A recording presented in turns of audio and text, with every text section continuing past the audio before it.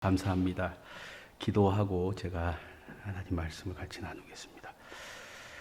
하나님, 세상 사람들은 하나님이 없다, 그렇게 단정 짓고 살아갑니다. 그러나 저희는 앞에서도 끌어주시고 뒤에서도 밀어주시며 사건마다 여러 상황마다 저에게 역사하시는 그 하나님을 믿습니다.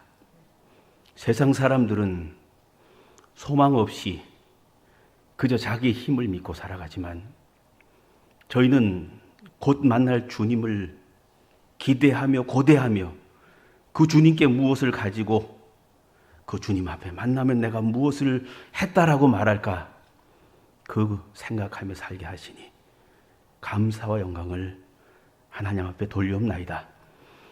세상 사람들은 코로나가 두려워서 하나님보다 코로나를 더 두려워하면서 그렇게 살아가는 모습 때문에 심히 가슴이 찢어지고 안타깝지만, 오늘 하나님, 코로나보다 하나님을 더 두려워하며 이 코로나 시대에 하나님을 예배하는 것이 더 하나님 앞에 옳고 바르며 귀하다는 것을 생각하고 이 자리에 나온 사랑하는 성도들 있습니다. 하나님 함께 하여 주시고 만나 주시며 하나님의 살아계심을 보이시며, 그래서 우리들의 문제가, 우리들이 남몰래 기도하는 기도가, 그리고 하나님 앞에서 하나님을 인정하는 그러한 것들이 사랑하는 성도들의 삶 가운데서 드러날 수 있도록 주님 역사하여 주옵소서. 감사하신 예수님의 이름으로 기도하옵나이다. 아멘. 저희가 작년 2월 6일 날 나왔다가 이제 9월 2일 날 학생들이 들어갔습니다. 네, 고맙습니다. 제가 이 말을 해주길 정말 바랬는데 해주셔서 감사드립니다.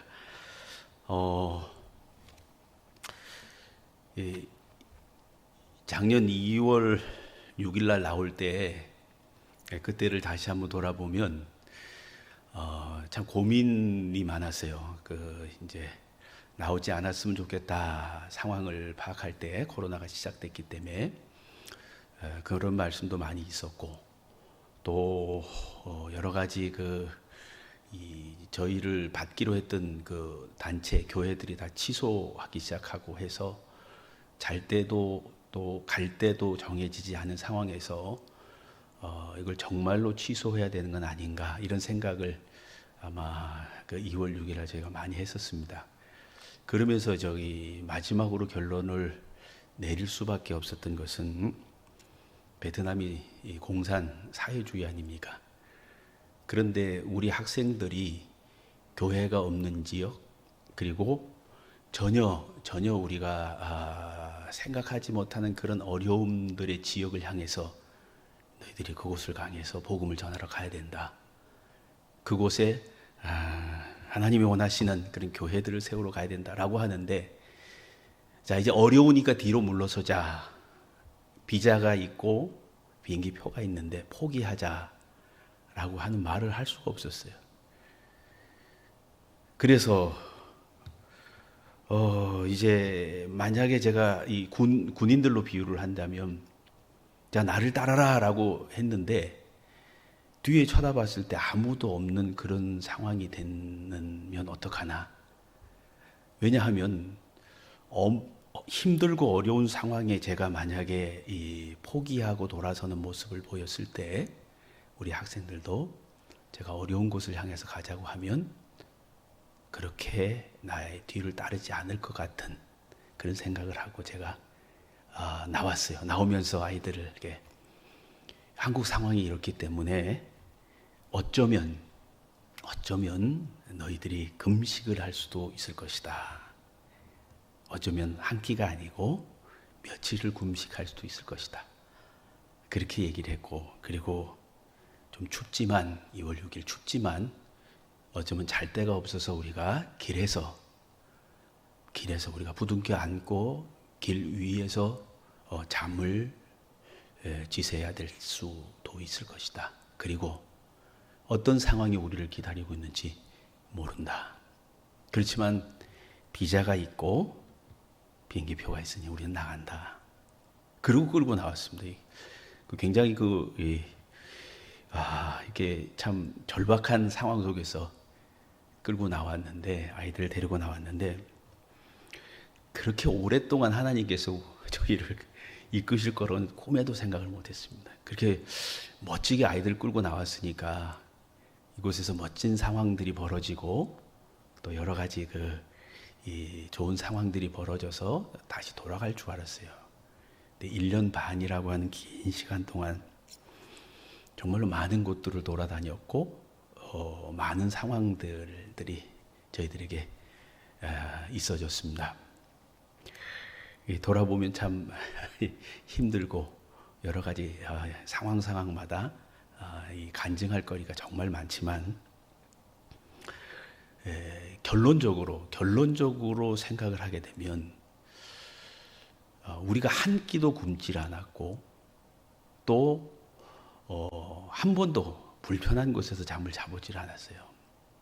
결론적으로 보게 되면 학생들이 제주도도 갔다 왔었고 또 경주도 갔었고 그다음에 손양원 목사님 기념관도 갔었고 주기철 목사님 그리고 서울에도 갔다 오고 여러 군데를 다 갔다 오는 그런 일들이 있었고, 그리고 또 학생들이 굉장히 많은 경험들을 하게 하셨어요. 그리고 특별히 악기를 배우게 하셔서 모든 학생들이 악기를 잘 연주할 수 있는 학생들이 돼서 지금 돌아가 있는데도 격리하는 기간에 아이들이 악기 연습만 하고 있더라고요.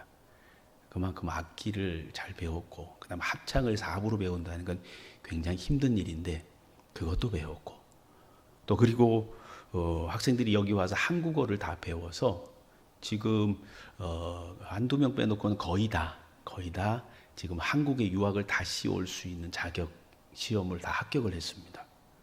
그러니까 돌아서 보니까 하나님의 은혜로다. 그리고 하나님의 은혜와 더 나가서 우리가 생각을 해보게 되면 하나님께서 준비해 놓으신 우리 동네 중앙교회 그리고 또 많은 교회들, 그리고 하나님께서 아직도 선교와 또 어떤 사랑을 가지고 있는 그런 분들에 의해서 우리가 1년 반이라고 한 시간들을 그렇게 잘 지내지 않았나, 이런 생각들을 하게 됩니다.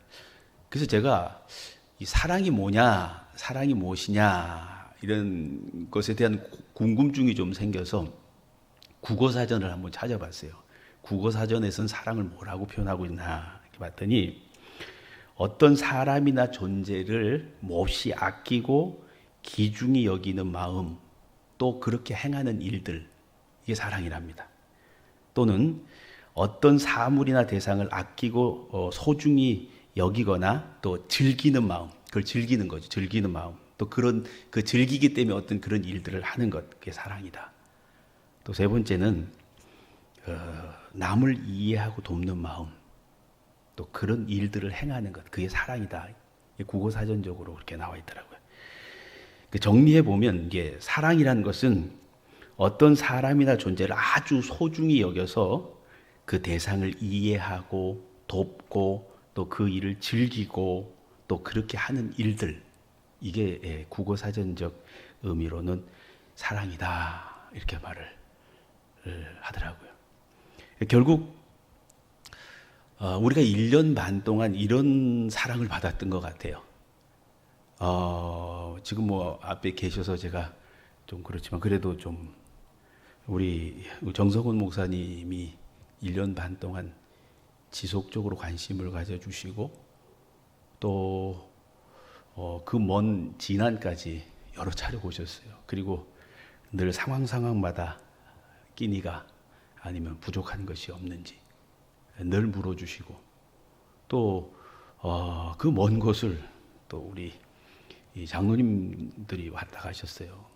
특별히 우리 김유선 장로님 여러 가지 상황 어려울 때 병원 문도 닫으시고 저희들한테 오셨을 때 그 감동은 이루 말할 수가 없었고, 그리고 첫 헌금을 저희를 위해서 해주셨던 문영길 장로님의 그 귀한 헌금을 저희가 잊을 수가 없고, 그리고 우리 김항재 장로님의 그 헌신과 끊임없는 돌보심, 그리고 우리 권사님들 기도해 주시고 또 이렇게 헌금해 주시고 일일이 다 이름을 거론할 수 없는 그런 우리 이 일들이 우리 동네 중앙교회를 통해서 있었습니다. 그 사랑이, 그 관심이, 우리를 아끼는 마음, 그리고 그것을 해주려고 했던 그 마음, 그 주님으로부터 받았던 그 사랑들을 다시 베풀어 주신 그러한 것들이 우리를 이렇게 1년 반이란 세월 동안 있게 하지 않았나, 그런 생각을 하게 됩니다. 그럼 저는 여기서 1년 반 동안 저도 제 나름대로 사랑이 무엇이냐 이런 생각들을 좀 해봤습니다. 그 사랑이 무엇이냐라고 생각했을 때, 제가 그 1년 반 동안 학생들이랑 있으면서 베트남에 여러 가지 일들이 있었어요. 뭐 일들 때문에 사실 꼭 들어가야 될 상황들도 막 벌어지더라고요. 근데 들어가야 될 상황에 제가 학생들을 버리면 고아가 된다 이런 생각을 하더라고요. 왜냐하면 제가 격리하고 뭐 하다 보면 한 2달 정도를 아이들을 못 돌보면 아이들이 고아가 될 것 같은 생각 때문에 베트남을 못 들어갔어요. 그리고 아이들을 계속 돌보고 있었고, 그리고 저희 어머니가 여주에 계신데 어머니를 보러 못 가겠더라고요. 왜냐하면 이틀 이상을 아이들을 비우면 아이들끼리 이 싸움이나 아니면 또 우울증 이런 것 때문에 막 힘들어해서 이틀 이상을 아이들을 비우지를 못하겠더라고요. 그리고 저희 아들이 이제 어제 추석날 제대를 했었는데 원양에서 그 아이를 그 군대를 보내고 또 추석에 제대를 시키고 이렇게 하는데도 우리 아이를 잘 못 돌겠더라고요. 가지를 못하겠더라고요. 베트남 학생들 돌보느라고. 그리고 우리 막내가 이번에 한양대를 들어갔는데 베트남에서 들어가서 나왔는데 그 아이를 잘 못 돌보겠더라고요. 그러니까 미안한 마음도 있었지만 하나님께서 베트남 학생들을 돌보게 하는 과정 속에서 저희 가족이 어떤 돌봄보다는 그 베트남 학생들을 돌보려고 하는 그 마음들이더라. 그러다 보면 저는 여기 평생 우울증이라는 걸 모르고 사는 사람인데 우울증이 2번 정도 오더라고요. 내가 지금 뭐 하는 건가 이런 생각. 그러면서 그냥 이렇게 미워서가 아니고 이게 문을 닫아놓고 나 밥 안 먹을 테니까 오지 마라. 너희들 만나고 싶지 않다. 며칠 동안 제가 문을 걸어 잠그고 밥도 안 먹고 그냥 안에서 음악만 듣고 그냥 누워서 그렇게 있을 적도 사실은 있었습니다. 스스로 우울증이 찾아오더라고요. 1년 반 동안 아이를 돌보는 그런 순간이 그렇게 좋았던 것들만 있는 게 아니고 그렇게 힘든 순간들이 있었어요. 많이 있었습니다. 그러면서 사실은 어머니들이 사실은 아버지들보다 훨씬 더 힘들다는 걸 제가 처음 알았어요. 저희 어머니가 항상 야, 내가 너희들 떠나서 한번 여행을 가고 싶다. 너희를 떠나서 너희를 좀 안 보고 싶다 그랬을 때 이해를 못 했습니다. 왜 사랑하는 자식들을 안 보고 싶어 하실까? 왜 떠나고 싶어 하실까? 근데 이해를 하게 됐습니다. 한없이 끝없이 주는 사랑이 결국 이게 고갈되기 시작하면 이 우울증이 오고 힘들어지는구나. 어머니들이 끊임없이 자식들을 사랑하느라고 그런 힘듦이 있었구나. 왜냐하면 아이들의 감정이 보이더라고요. 제가 그런 게 안 보였는데 아이들이 지금 싸우고 있고 서로 갈등하고 있고 지금 고민하고 있고 그런 게 다 하나씩 보이니까 그걸 해결해야 되고 또 이 젊은 남녀들이다 보니까 이 삼각관계 때문에 굉장히 심각했습니다. 그래서 이 삼각관계 문제를 해결하느라고 둘이 따로 상담하고 제가 밤마다 애들을 상담을 했거든요. 상담하고 그래서 상담하면서 이 사랑은 감정이 아니라 책임이다. 내가 둘이 책임질 수 있으면 공개하자. 그래가지고 전체 앞에서 이 삼각관계가 생기지 않도록 해서 이 쌍들을 다 만들어줘요. 세 쌍이 나왔습니다. 그래서 걔네들은 아마 세상 곧 결혼할 아이들입니다. 그런 일들이 사실은 많이 있었어요. 그러면서 제 나름대로 이 사랑이 뭐냐라는 생각을 자꾸 하게 되더라고요. 하게 되면서 이 9월 2일 날 학생들을 다 보내고 나서 제가 사랑이 뭔지 그때 깨달았어요. 뭐였냐면 제가 얘네들을 보내는 그날 얼마나 큰 짐을 덜었다고 생각했는지 마음이 너무너무 이 무거운 어깨에 짐을 다 내려놓은 듯한 그 느낌. 너무너무 편했어요, 마음이. 그런데 제가 그렇게 돌아온 그날 그 가벼운 마음으로 돌아왔는데 우리 저기 앞에 이제 우리 따이의 어머니가 애들이 들어가는 그날 코로나 때문에 소천을 하셨어요. 제가 외동아들인데 어머니가 코로나 때문에 소천하셔서 뭐 전혀 시신을 어떻게 하지도 못하고 그냥 바로 화장을 하고 그날 또 바로 저녁에 또 임종 예배를 드릴 수밖에 없었고 저는 좀 쉬고 싶었는데 쉬지 못하고 그 다음날 바로 애를 부산으로 데려와서 자꾸 우니까 옆에서 슬프니까 장소를 바꿔주느라고 또 그렇게 막 움직이고 그렇게 하더라고요. 그러면서 저한테 찾아오는 게 뭐냐면요. 애들이 보고 싶은 거예요. 그렇게 힘들게 지냈던 1년 반이 있었는데 제가 지금 언양수양관이 아니고 지금 현재 있던 진안 거기 수영관을 들어가잖아요. 애들이 막 달려 나올 것 같아요. 그리고 다 기도하러 모이자는 생각이 들고 또 어디를 만지려고 그러면 여기를 누가 만졌었는지 여긴 누가 앉았었는지 그립더라고요. 그리고 늘 보고 싶더라고요. 뭐 하고 있는지 그곳에서 격리 생활은 잘하고 있는지 지금 이제 다 흩어져서 고향으로 다시 돌아갔는데 고향으로 돌아간 아이들이 고향에서 지금 또 격리를 하거든요. 어떻게 지내고 있는지 뭔가 계속 그립고 같이 했던 생활들이 막 다시 떠오르고 그러더라고요.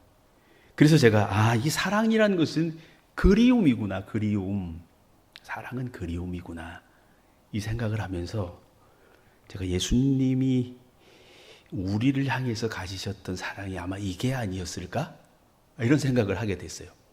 왜 그런 생각을 하게 됐냐면 저는 예수님께서 내가 너희를 사랑한 것 같이 너희도 서로 사랑해야 내 제자가 되리라라고 했을 때 그 사랑에 대한 무게감이 너무너무 크게 저한테 와닿았거든요.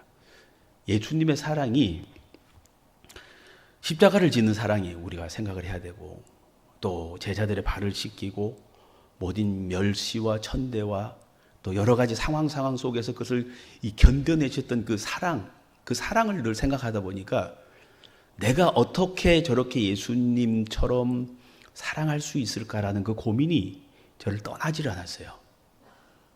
예수님처럼 사랑하기가 너무너무 힘든데 왜 예수님께서는 예수님처럼 서로 사랑해야 내 제자가 될 것이고 또 그렇게 사랑해야 너는 내 안에 나는 너 안에 있을 수 있는 것이고 내 계명은 서로 사랑하라는 이것이다라고 그렇게 말씀하셨을 거예요. 너무너무 힘들고 어렵게 늘 생각이 돼서 제가 베푸는 사랑 또 내가 주님을 쫓아간 사랑이 늘 부족하다고 늘 느꼈어요. 그게 왜 그런 생각을 했었냐면 사랑을 결과로 봤기 때문에 그런 거예요. 완전히 표현되어 있었던 그것을 봤기 때문에 늘 사랑이 어려웠던 겁니다. 그런데 제가 이렇게 생각을 해봤어요. 예수님께서 우리가 아담과 하와가 죄를 저질렀을 때 아담과 하와가 죄가 저질러서 쫓겨났잖아요. 에덴 동산 쫓겨나서 세상으로 쫓겨나서 죄된 세상으로 갔을 때 왜 하나님이 다시 사람을 만들지 않았을까? 만약에 제가 이 성경책을 샀는데 이 성경책이 마음에 안 들면 버리고 다시 살 수 있잖아요. 핸드폰이 낡아지면 핸드폰을 버리고 다시 살 수 있지 않습니까? 내가 만든 그림이, 내가 그린 그림이, 내가 만든 어떤 그 작품이 마음에 안 들면 부시고 다시 만들 수 있었잖아요. 근데 우리 주님이 다시 만들지 않으셨어요. 우리를 버리지 않으셨다고요. 그리고 그러면서 하신 일들이 계속해서 우리를 위해서 십자가를 지시려고 하고 세상에 자기의 모든 그 어떤 희생과 모든 걸 아끼지 아니하시면서 이 땅에 육신의 몸을 입고 오셔서 사람이 느끼는 모든 것들을 같이 체휼하시고 결국은 우리를 위해서 십자가를 지시는 그런 과정을 겪으시다는 말이에요. 저는 그게 너무너무 궁금했습니다. 왜 주님이 다시 우리를 만들지 않으셨을까? 왜 우리를 완전히 버리시지 않으셨을까? 그러면서 이런 생각까지 해보게 됐습니다. 예수님이 십자가를 지신 이유가 만약에 우리를 구원하시고 우리에게 구원을 주시고 천국을 가게 하시기 위한 목적이라면 어쩌면 저 같은 경우에 지금은 아니겠지만 전 젊었을 때 그러면 내가 그 구원을 안 받을 수도 있는 거 아닌가 이렇게 생각을 해봤습니다. 여러분은 어떻게 생각하는지 모르지만 천국을 가기 위해서 이 땅에 여러 가지 생활을 바르게 해야 된다면 저는 이 땅에 좀 멋대로 살다가 그냥 지옥 가도 된다고 생각을 했어요. 왜 그러냐면 지옥 가도 영원히 사는 거고 천국 가도 영원히 사는 건데 굳이 제가 그렇게 뭐 열심히 잘 살아서 바르게 살아서 천국 가서 영원히 살 이유가 있을까요? 물론 생각에서는 좋은 곳에서 바르게 살고 싶겠죠. 행복한 곳에서 살고 싶겠죠. 그러나 지금 여기서 내 멋대로 행복하게 살다가 지옥 가서 영원히 사는 것과 또 영원히 지옥 가서 살다고 해서 바뀌어지는 거 아니잖아요. 지옥 가면. 그러니까 그건 어떻게 보면 안 받을 수도 있는 거예요. 그렇게 생각을 해봤습니다. 그래서 주님께서 십자가를 지신 목적이 만약에 우리에게 구원을 주시기 위한 것이라면 어쩌면 안 받아도 될 수 있다는 거죠. 성격 강한 사람들은 그러지 않겠습니까? 그런데 저는 주님께서 십자가를 지신 이유가 구원을 주시기 위한 것보다는 우리를 너무너무 사랑하셔서 우리가 원하는 우리를 만날 수 있는 그러한 위치에 우리를 올려놓기 위해서 그러셨던 것 같아요. 우리는 죄인이고 예수님은 의인이시라. 죄인이 의인을 만날 수 없으니 우리를 의인되게 만들고 싶으셨던 하나님의 사랑이 우리를 화목제물로 주님을 그렇게 화목제물이 되셔서 우리를 의인 만들어 주시고 우리가 하나님은 부유하신데 우리는 가난하니까 하나님께서 우리를 양자 삼으셔서 너희가 기업을 이을 후손이고 이 모든 게 네 것이다. 그렇게 만들어 주시기 위해서 우리를 양자를 삼아 놓으셨어요. 하나님은 창조주시고 우리는 피조물이라 우리가 항상 을의 입장에서 위축될까 봐 나와 같이 왕노릇하자. 나와 같이 왕노릇하자. 그리고 너는 이제 나의 친구다. 그리고 나는 머리고 너는 몸이다. 그렇게 우리를 만들어 놓으시더라고요. 그럴 필요가 있었을까요? 사랑 때문이라는 거죠. 우리를 그리워하시고 우리를 다시 만나고 싶으시고 우리와 함께 영원히 살고 싶으셔서 너는 내 안에 나는 너 안에 우리 하나 되자. 그게 그리움으로부터 시작됐다는 것을 알았어요. 그래서 우리를 향한 그리움, 그 사랑이 결국은 이 여러 가지 계획들을 세우게 만들었다는 것을 알 수 있었습니다. 제가 지금 우리 베트남 학생들을 위한 계획을 세우고 있더라고요. 이제 3월 달에 유학을 온다고 하니까 제가 교회들 찾아다니면서 장로님들 찾아다니면서 우리 학생들 학비 좀 어떻게 해보십시다. 얘네들 3월 달에 와서 외국어로 공부를 해야 되는데 일하면서 한국어로 대학원 공부 못합니다. 앞으로 사역자가 될 아이들이니까 은혜로 살게 해주십시오. 사역하게 해주십시오. 그래서 교회에서 사역하게 해주시고 아르바이트보다는 전도 활동하게 하시고 기도하게 하고 성경 공부하게 하는 신학 공부하게 하는 그런 아이들로 좀 해보십시다. 뭐 이런 그 부탁을 자꾸 하게 되더라고요. 그러니까 결국은 사랑이라는 것은 그 사람이 너무 그리워서 그 대상이 너무 그리워서 그를 위한 어떤 계획들을 자꾸 준비하는 것. 뭔가 주고 싶어지는 것. 그리고 그 그리움 때문에 뭔가 그가 어떤 그 위축되지 않는 그런 위치로 자꾸 올려 세워주려고 하는 것. 그게 사랑이었다는 걸 제가 알게 됐어요. 그래서 사랑은 결과가 아니라 그리움이고 그 그리움 때문에 어떤 것을 하는 것이다라는 것이에요. 제가 목회할 때 한 권사님이 계셨어요. 그리고 권사님 아들 중에 그 소아마비가 있었습니다. 소아마비라서 항상 자기 걷지를 못하고 힘들어 하는데 소아마비가 좀 심했거든요. 근데 저한테 고백을 하더라고요. 그 고백한 시점이 그 병원에 입원해 있었습니다. 왜 입원했냐면 그 몸으로 교통사고가 나가지고 이 목에 있는 그 뼈 2개, 이 목뼈가 7개가 있는데 뭐 2개가 부러져가지고 이게 거의 식물인간처럼 움직이지 못하는 상황이 됐더라고요. 가서 제가 기도해 주는데 기도하기 전에 저를 자꾸 이렇게 울면서 얘기를 하더라고요. 뭐냐면 목사님, 제가 정말 여러 번 죽고 싶었어요. 왜냐하면 살아야 될 자기가 어떤 이유도 없답니다. 살아야 될 이유가. 왜냐하면 움직이지도 못하지. 또 자기 때문, 자기가 이제 전혀 아무것도 뭐 어떤 할 수 없는 그런 입장에서 정말 죽고 싶어서 어떻게 하든 죽어보려고 노력을 많이 했다는 거예요. 근데 죽으려고 할 때마다 어머니가 생각나더래요. 그 권사님이. 자기 어머니가. 어머니 때문에 못 죽겠더라는 거예요. 제가 알았습니다. 사람은 어떤 희망이 없어도 어떤 실패를 가지고 와도 세상에 살아야 될 어떠한 이유가 없어도 사랑이 있으면 살 수 있는 거구나. 그걸 알았어요. 그래서 예수님께서는 우리의 상황이나 어떤 그런 모든 부분의 문제가 아니었고 이 사랑 때문에 그런 것을 하셨구나라는 것들이 느껴지더라고요.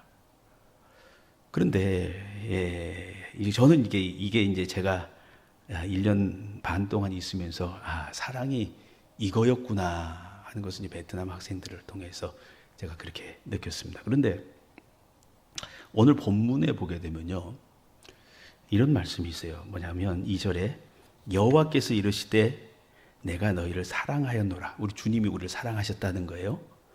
그런데 이스라엘 백성들과 아마 저희들 똑같겠죠. 이렇게 대답을 한 거예요. 너희는 이르기를 주께서 어떻게 우리를 사랑하셨나이까? 이렇게 묻고 있다는 겁니다. 근데 이 말씀이 제가 1년 반 동안 있으면서 또 느꼈던 말씀 중에 하나거든요. 뭐였냐면 주님 앞에 제가 기도를 많이 했었어요. 1년 반 있으면서 하나님 좀 빨리 보내주세요. 이렇게.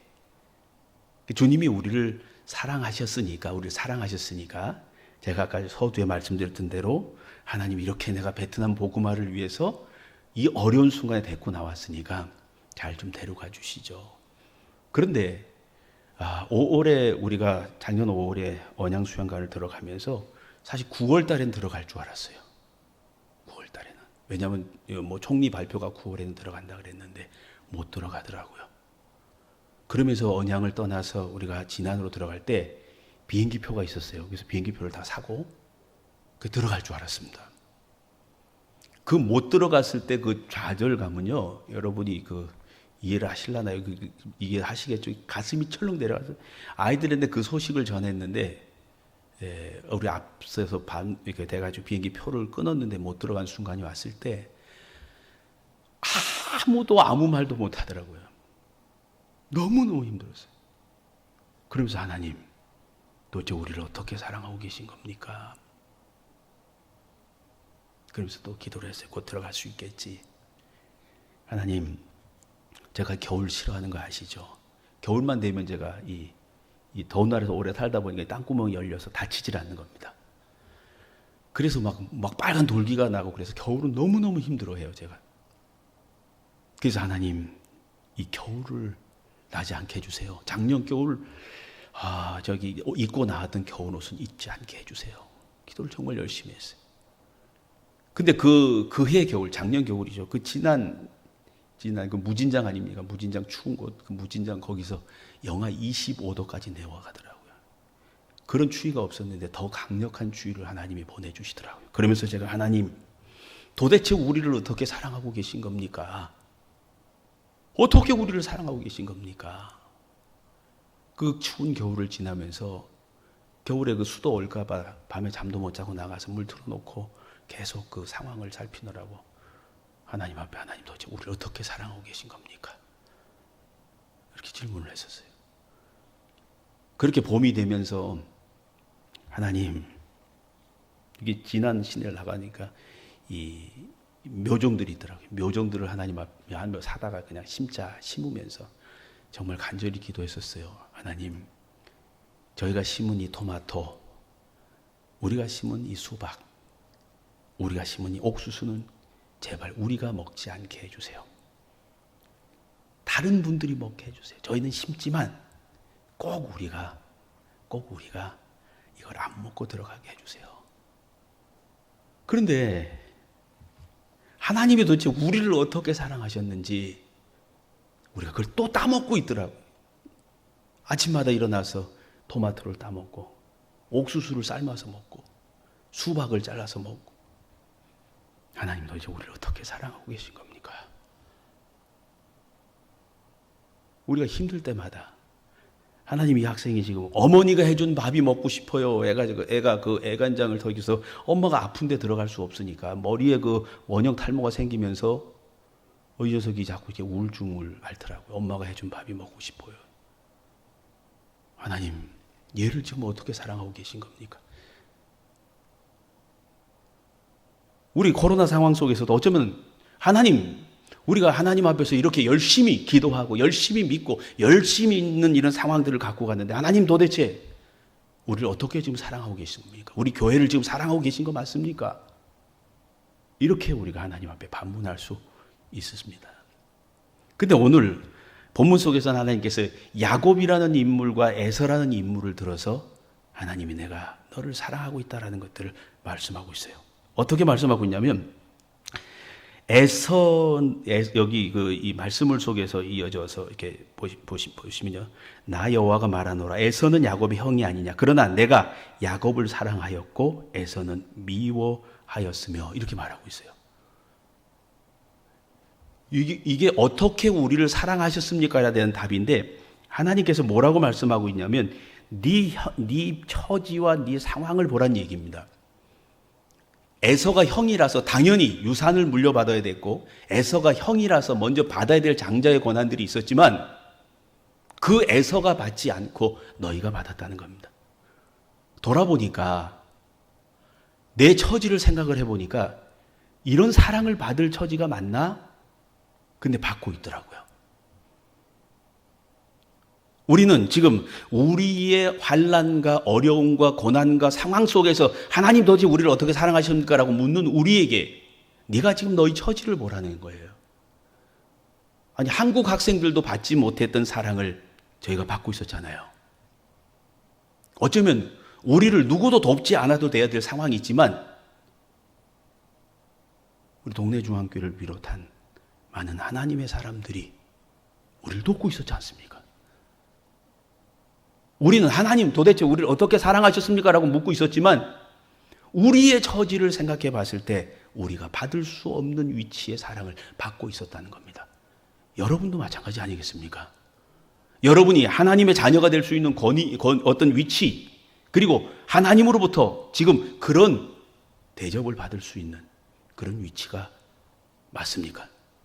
하나님이 그 위치를 넘어서서 그 상황을 넘어서서 그리고 받을 수 없을 것 같은 그런 자격 없는 그런 사람들을 내가 사랑하고 있었다. 이렇게 말하고 있습니다. 그리고 또 하나님이 어떻게 사랑하셨느냐라고 계속 이어져서 말씀해 주신 부분이 있습니다. 에서는 미워하였으며 다음 보면 그의 산들을 황폐케 하였고 그의 산업을 광야의 이리들에게 넘겼느니라. 그런데 에돔은 지금 에서의 자손들입니다. 에돔은 말하기를 우리가 무너뜨림을 당하였으나 황폐된 곳을 다시 쌓으리라 하거니와 만군의 여호와는 이르노라. 그들은 쌓을지라도 나는 헐리라. 사람들이 그들을 일컬어 악한 지역이라 할 것이요 여호와의 영원한 진노를 받은 백성이라 할 것이며, 이렇게 말씀합니다. 어떻게 우리를 사랑하셨느냐라고 하면 에돔, 즉 에서의 후손들은 자기의 힘을 믿고 자기의 능력을 믿고 또 무너진 걸 쌓으려고 하고 자기 스스로 무엇인가 할 수 있다라고 계속 하지만, 야곱의 후손인 저희들은 하나님 할 수 없습니다. 우리는 아무것도 할 수 없습니다. 하나님, 우리의 힘으로는 안 됩니다. 라고 그렇게 고백하는 그런 사람들이었는데, 우리는 세우시고 스스로 자기 힘을 믿고 살아가는 그 사람들은 다시 허물게 만들어버리시는 하나님의 사랑이었다는 겁니다. 그래서 연약하고 부족하고 무지한 우리들은 우리를 세우시고 사용하셔서 하나님의 영광 가운데로 자꾸 이끌어 가셨고, 다시 세울 수 있다라고 자기를 믿고 자기의 힘을 믿고 그렇게 살아가고 있는 사람들은 여전히 또 무너뜨리고 황폐케 하는 것들을 너희가 보지 않았느냐, 이렇게 말씀하고 있어요. 그러면서 마지막으로 말씀하기를, 너희는 5절에 너희는 눈으로 보고 이르기를 여호와께서는 이스라엘 지역 밖에서도 크시다 이렇게 말씀하고 있습니다. 하박국 2장 14절에 보게 되면 이는 물이 바다를 덮은 같이 여호와의 영광을 인정하는 것이 세상에 가득함이니라, 이렇게 말씀합니다. 결국에 가서는 세상 밖에서도 믿는 사람이든 믿지 않는 사람이든 야곱의 자손이든 에돔의 자손이든 누구나 다 하나님의 영광, 하나님이 이 모든 것을 하셨구나라는 것들을, 그리고 하나님의 능력이 크시도다라는 것들을 찬양하게 하는 그 시간이 분명히 오게 될 것이다 라고 그렇게 말씀해 주고 있습니다. 그걸 우리를 통해서 고백을 받으시더라고요. 이제 저희가 돌아갔지만 학생들이 9월 2일 날 돌아가서 이제 하고 또 저희가 이게 돌아보면은 역시 하나님이 하셨구나. 짧은 시간 안에 다 일일이 고백할 수는 없지만 역시 하나님이 하셨구나. 하나님이 크시다. 우리가 전혀 예상하지 못하는 이 순간에 하나님께서 박강석 감독을 만나게 하시고 또 뭐 MBC에서 저희를 촬영하게도 하시고 또 어떤 순간순간에 어떤 어떤 사람들이 와서 우리를 이게 하게 하시고, 그리고 또 우리도 예상하지 못하는 지금 가장 베트남의 코로나가 가장 심한 이 순간, 그래서 아무도 지금은 안 가겠구나라고 생각했는데 주의를 보내시더라고요. 역시 하나님은 크시구나, 이런 생각들을 하게 되게 하시더란 말이에요. 우리를 그렇게 사랑하셨다는 겁니다. 사랑하셨다는 거예요.